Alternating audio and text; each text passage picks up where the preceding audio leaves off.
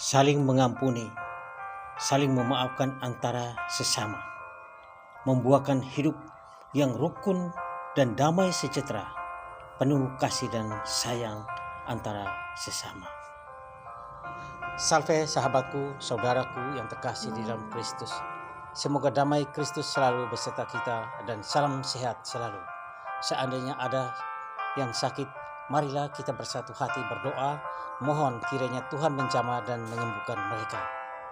Kembali hari ini saya ingin mengajak, marilah kita bersama belajar dan merenung firman Tuhan yang akan kita ambil dari bacaan Injil liturgi hari ini. Marilah kita dahului dengan tanda kemenangan kita dalam nama Bapa dan Putra dan Roh Kudus. Amin. Inilah Injil Yesus Kristus menurut Matius. Kemudian datanglah Petrus dan berkata kepada Yesus, "Tuhan, sampai berapa kali aku harus mengampuni saudaraku jika ia berbuat dosa terhadap aku? Sampai 7 kali?" Jawab Yesus kepadanya, "Bukan, aku berkata kepadamu, bukan sampai 7 kali, melainkan sampai 70 kali 7 kali. Sebab hal kerajaan surga seumpama seorang raja yang hendak mengadakan perhitungan dengan hamba-hambanya. Setelah ia mulai mengadakan perhitungan itu, dihadapkanlah kepadanya seorang yang berhutang 10.000 talenta.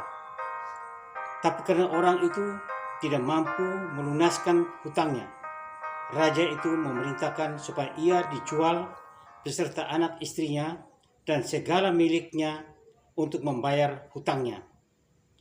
Maka sujudlah hamba itu menyembah dia. Katanya, 'Sabarlah dahulu, segala hutangku akan kulunaskan.' Lalu tergeraklah hati raja itu oleh belas kasihan akan hamba itu, sehingga ia membebaskannya dan menghapuskan hutangnya. Tetapi ketika hamba itu keluar, yang bertemu dengan seorang hamba lain yang berhutang 100 dinar kepadanya. Ia menangkap dan mencekik kawannya itu. Katanya, 'Bayar hutangmu.' Maka sujudlah kawannya itu dan memohon kepadanya, 'Sabarlah dahulu, hutangku itu akan kulunaskan.' Tetapi ia menolak dan menyerahkan kawannya itu ke dalam penjara sampai dilunaskannya hutangnya. Melihat itu kawan-kawannya yang lain sangat sedih, lalu menyampaikan segala yang terjadi kepada Tuhan mereka. Raja itu menyuruh memanggil orang itu dan berkata kepadanya, 'Hai hamba yang jahat, seluruh hutangmu telah kuhapuskan karena engkau memohonkannya kepadaku. Bukankah engkau pun harus mengasihi kawanmu seperti aku telah mengasihi engkau?' Maka marahlah dan menyerahkannya kepada algojo-algojo sampai ia melunaskan seluruh hutangnya. Maka Bapakku yang di surga akan berbuat demikian juga kepada kamu, apabila kamu masing-masing tidak mengampuni saudaramu dengan segenap hatimu." Setelah Yesus selesai dengan pengajarannya itu, berangkatlah ia dari Galilea dan tiba di daerah Yudea yang di seberang sungai Yordan. Demikianlah sabda Tuhan, terpujilah Kristus. Sahabatku, saudaraku yang terkasih, Romo Dionso masih termenung dan tidak bisa habis pikir. Mengapa anak-anak bimbingannya bersikuku masing-masing mempertahankan kebenarannya sendiri-sendiri? Tidak ada yang mau mengalah. Mereka tidak menyadari apa yang telah mereka perbuat. Padahal sebelumnya persahabatan mereka begitu sungguh sangat baik, sangat erat satu sama lain. Namun sekarang mereka clash, mereka bertengkar. Dan sepertinya mereka sudah tidak bisa dipersatukan lagi. Apalagi masing-masing memiliki pendukungnya.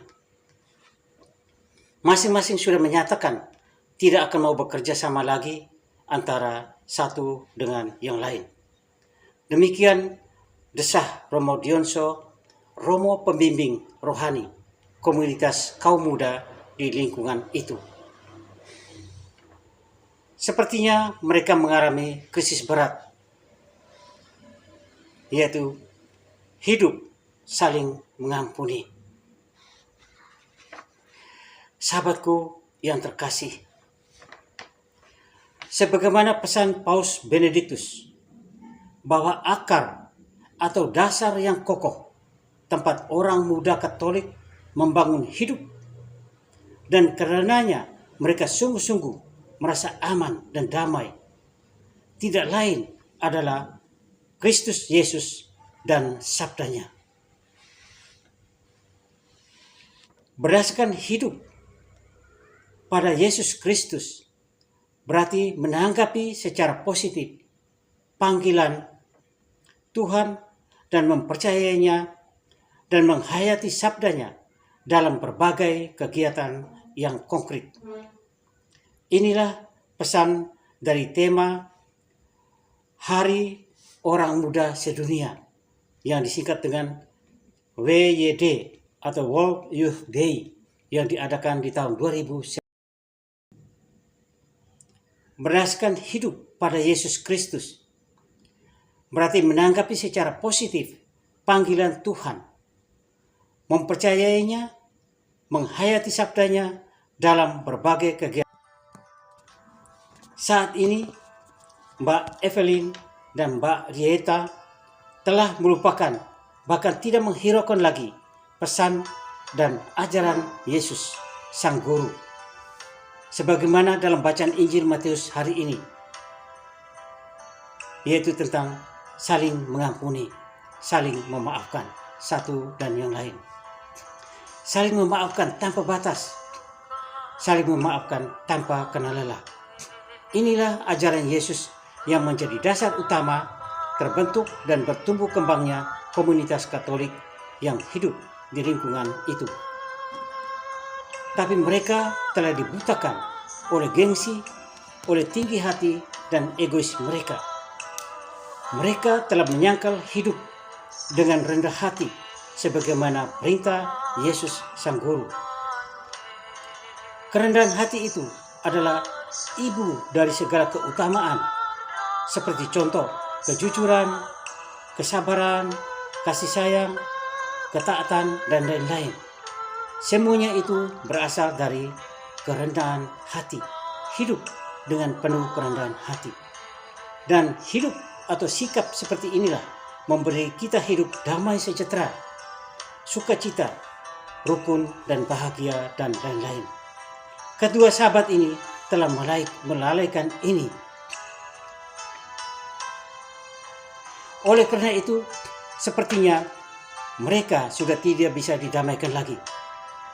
Maka Romo Dionso, pembimbing rohani komunitas itu, membekukan komunitas itu untuk sementara. Sahabatku yang terkasih di dalam Kristus, mengampuni dan meminta ampun, memaafkan dan meminta maaf, seperti air dan minyak. Mungkin saja 1000 kali kita bisa meminta ampun, kita bisa memohon maaf kepada orang lain, bahkan tanpa batas kita memohon maaf. Tetapi sebaliknya, ketika kita dituntut untuk mengampuni, memaafkan sesama, memaafkan kesalahan orang lain, itu tidak mudah untuk kita lakukan. Dalam kenyataan pengalaman hidup ini, mengampuni atau memaafkan kesalahan orang lain selalu tidak mudah. Kadang-kadang memaafkan orang lain itu ada syaratnya. Sering kita dengar, sudah 3 kali loh. Sekali lagi kamu berbuat, saya tidak akan memaafkan kamu. Memaafkan mengampuni itu kita buat ada syaratnya 3 kali. Atau mengampuni hanya 7 kali. Sebagaimana pertanyaan Petrus kepada Yesus hari ini di dalam Injil kita baca tadi. Walaupun tidak disangkal, mungkin ada sejumlah orang yang dengan mudah selalu mengampuni, selalu memaafkan kesalahan sesamanya.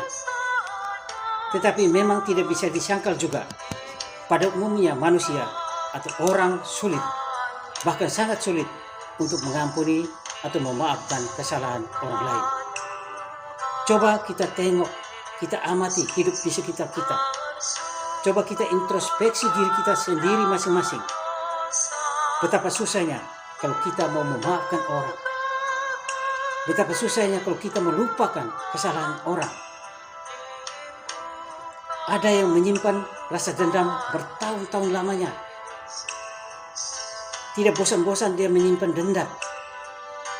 Ada yang langsung dibalas dendam, tidak tunggu waktu. Dia langsung membalas. Ada yang pura-pura damai, tapi dia menyimpan di dalam hati. Ada kesempatan, dia akan segera membalas. Kalau dia sudah membalas, dia merasa lega, merasa damai. Walaupun damai itu adalah semu, damai yang semu di dalam hidup ini.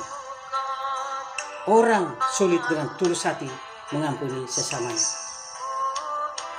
Justru karena mengampuni, memaafkan orang lain merupakan persoalan besar bagi hampir setiap manusia. Maka tidak mengherankan bahwa hari ini Rasul Petrus menanyakan kepada Yesus. Petrus datang kepada Yesus. Petrus adalah seorang Yahudi asli. Yahudi. Karena itu mentalitas bangsa Yahudi ada di dalam diri Petrus. Dan itu yang ditanyakan kepada Yesus. Tuhan, sampai berapa kali aku harus mengampuni saudaraku jika ia berbuat dosa kepadaku? Sampai 7 kali? Petrus seolah-olah sudah tahu resepnya, yaitu 7 kali. Ia harus mengampuni saudaranya. Mungkin ini juga tradisi mereka, orang Yahudi di zaman itu. Dan kini Petrus tinggal mengecek kepada Yesus.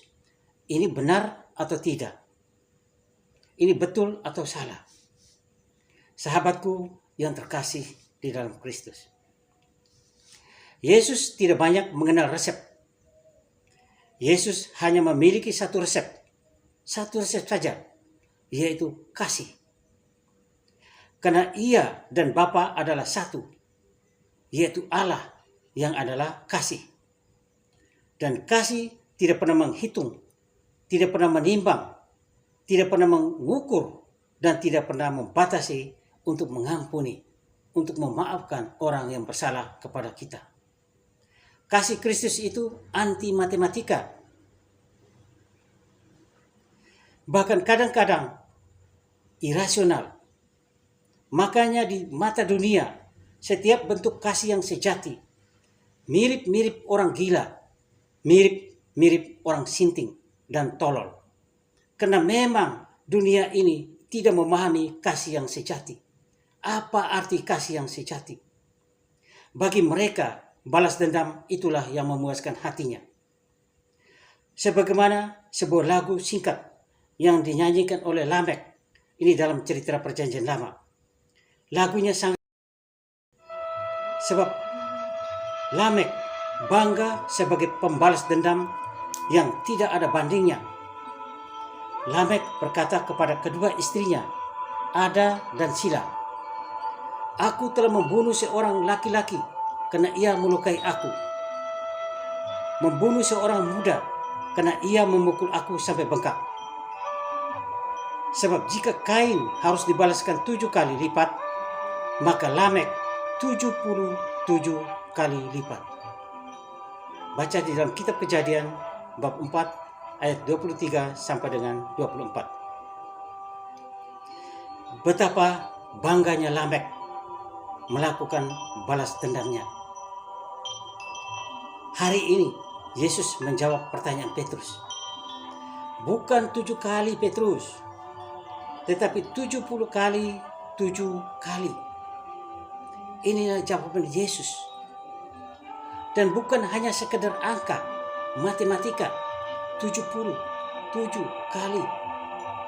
Tetapi ini jawaban memiliki makna lebih luas dan dalam, yaitu bahwa pengampunan itu harus bersifat tanpa batas. Pengampunan itu harus bersifat total.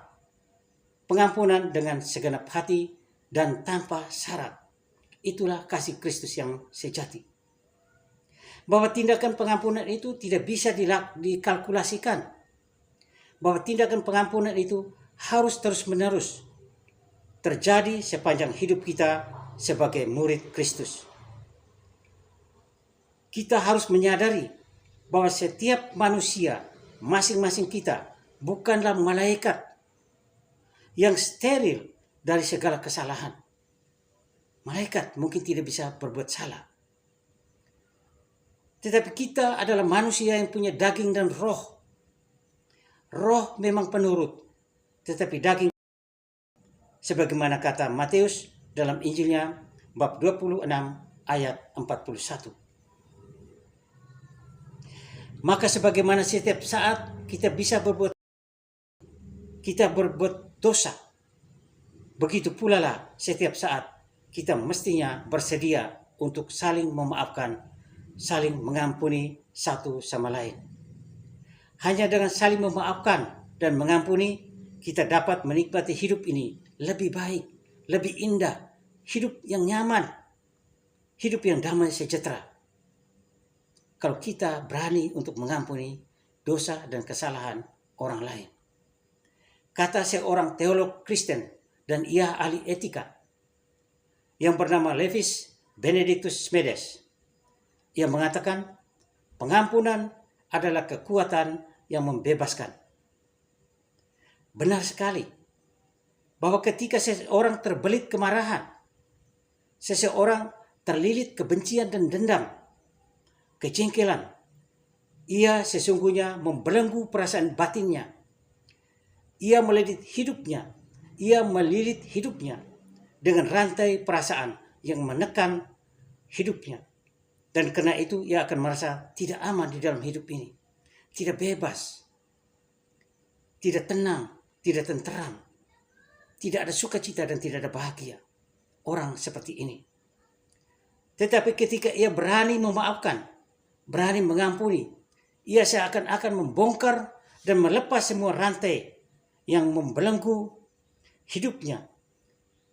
Sekuat apapun lilitan rantai dendam, sekuat apapun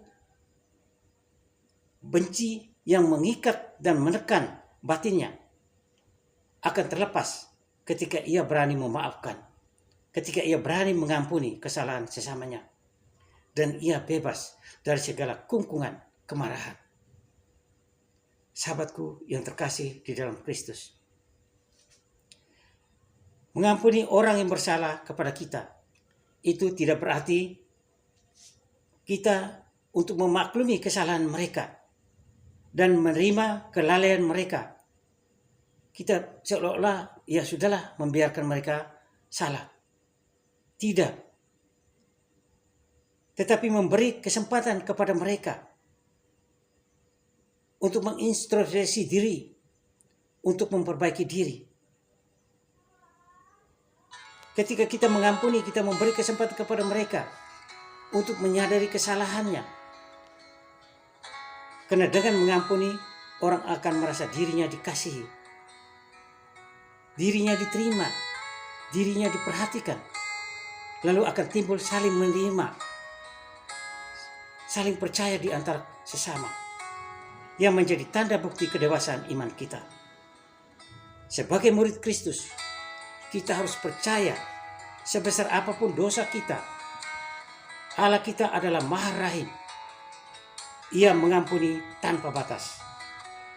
Maka sebagaimana kita telah lebih dahulu menerima anugerah pengampunan dari Allah, demikian juga Allah menghendaki kita berani memberi pengampunan, berani memaafkan kepada sesama tanpa batas. akan ada damai dan kasih sayang di dalam hidup ini ketika kita saling memaafkan, ketika kita saling mengampuni. Demikianlah renungan kita hari ini. Marilah kita berdoa.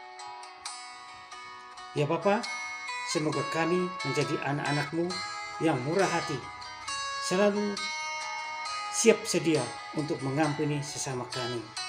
Amin. Kemuliaan kepada Bapa dan Putra dan Roh Kudus, seperti pada permulaan, sekarang, selalu, dan sepanjang segala abad. Amin. Terpujilah keluarga kudus Nazaret, Tuhan Yesus, Bunda Maria dan Santo Yosef, sekarang dan selama-lamanya. Amin. Semoga Tuhan Yesus Kristus selalu memberkati kita semua. Dalam nama Bapa dan Putra dan Roh Kudus. Amin. Salve, salam sejahtera, salam sehat selalu, Dia More Channel.